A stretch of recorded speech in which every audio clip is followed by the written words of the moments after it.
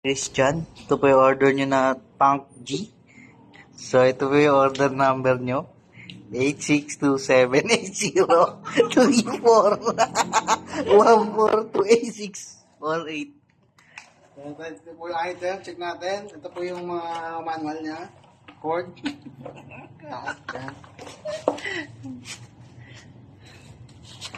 Yan yung item.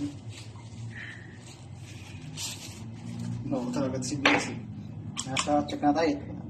Buksan muna natin. Yan, power on. Check natin yung pedals. Milaw. Milaw. Milaw. Milaw. Sa ulit. Milaw. Milaw. Milaw. Milaw. Milaw. So, ayan. Patayin natin. Lagyan natin ulit sa plastic. Bombe.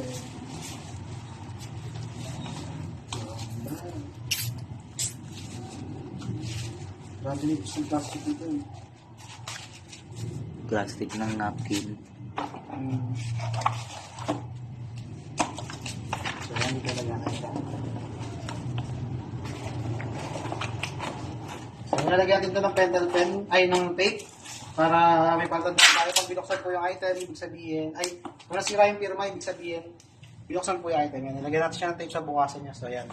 Kung nasira yung sulat na yan, ibig sabihin, binuksan po yung item.